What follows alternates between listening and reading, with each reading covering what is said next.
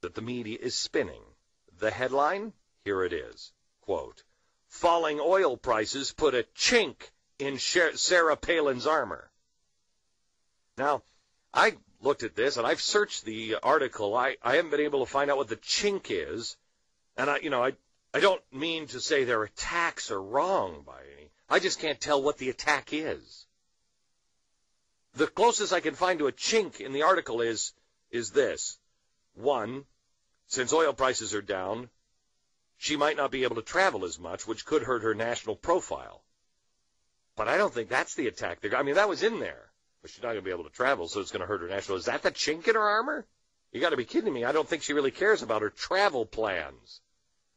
The other is, the state will have less money because of oil prices, which could make her job tougher. Is that the big chink in her armor? Where did they get this idea? Sarah Palin. So it's a chink in her armor that she says, well, things are going to be a little tougher because oil prices are down. Are either of those a chink in the armor? They haven't even happened yet. And one of them was proposed by Sarah Palin herself. But buried in the story, that of course would never be the headline, is the lesson for everybody. The media, California, Washington, my house, your house. And here's the lesson. When oil prices were high and the state was bringing in a ton of cash, the state of Alaska didn't spend all the money on new, unsustainable programs. They didn't, try to give everybody on the planet free health care. They didn't search everywhere for places to dump money while claiming, they were the wealthiest country on earth. They're the wealthiest state in the land. This will go on forever. They didn't do it. What they did is they saved. So what does this mean? It means that while Sarah Palin's job's going to get a little harder because they don't have all the money rolling in, they're better positioned to make it through the economic crisis than anyone else. From the article, remember, this is the article about the chink in Palin's armor. The state currently has $6.6 billion in its constitutional budget reserve fund. $6.6 billion in their constitutional budget reserve fund that it could tap into. A few billion dollars more is also available from other pockets, said Juneau economist Greg Erickson, a longtime Alaska budget watcher. Given Alaska's robust reserves, the state is well prepared to weather the next 2 years, says Erickson. As to how long reserves will last after that, there are too many factors involved to say for sure. This is the article that the oil reserve, the oil money not rolling in as fast is providing a chink in Sarah Palin's armor.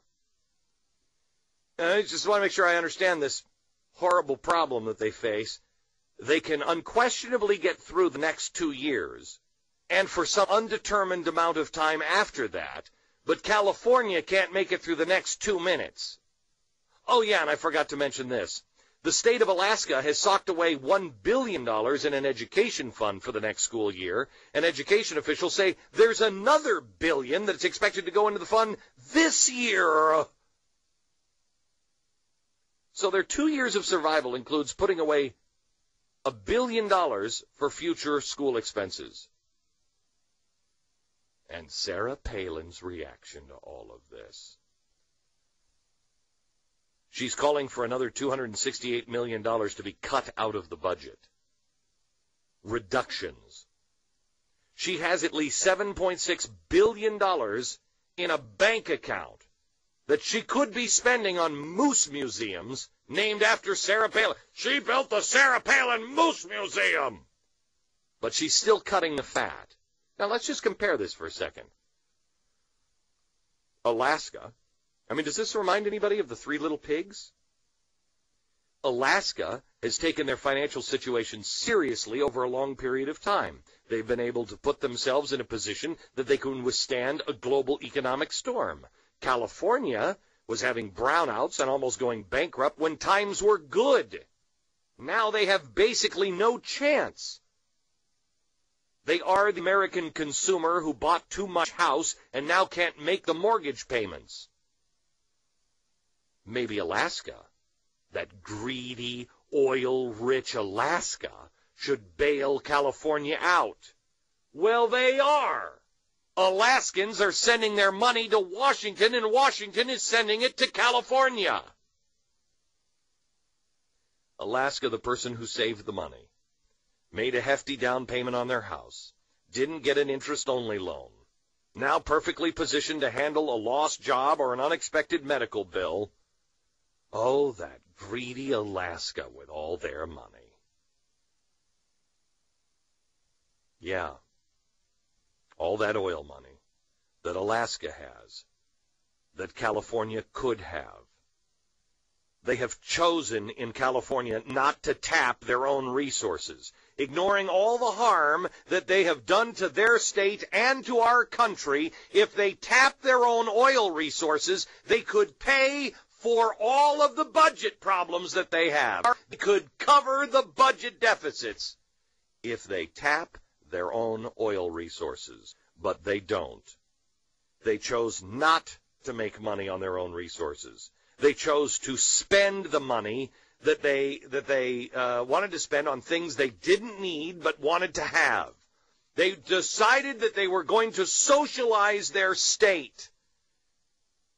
And they're asking the only people who recognize it to ignore how they got into this mess and vote for an additional $25 billion in tax hikes and borrowing. They're asking the only people who are drawing a line in the sand and saying, this is insanity.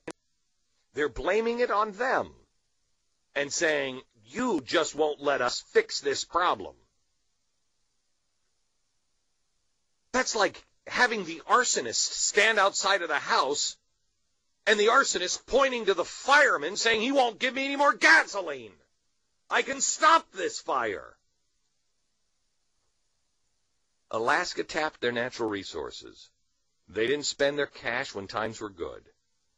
Now they can handle whatever comes their way.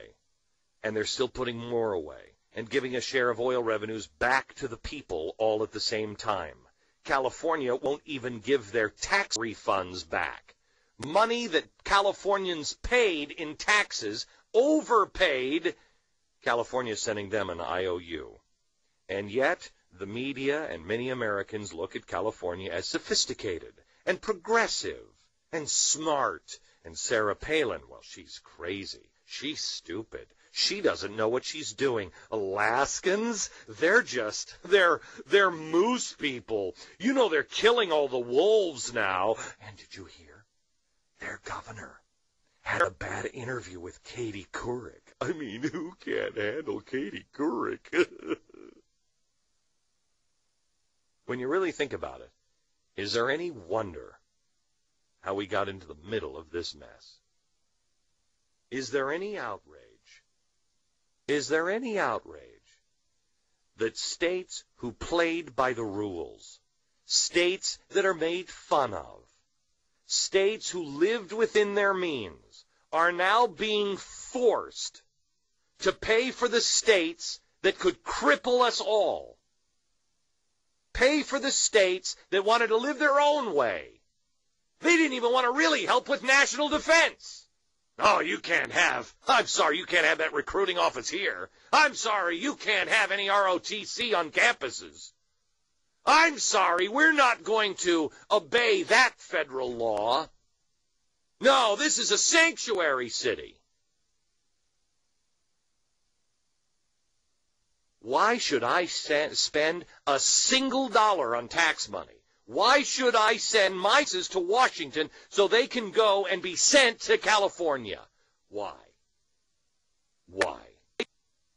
California, you want to fix your problem? You find ways to make money. By the way, there are other ways, and I know this is hard for you to comprehend, there are other ways for you to make money other than just taxing the bat snot out of people. Because you know what happens there? What's going to happen to Portland, Oregon? What's going to happen in Oregon? They're raising the taxes on beer manufacturing. Well, why are the people making these microbreweries in Oregon? Because they had the lowest taxes in the country.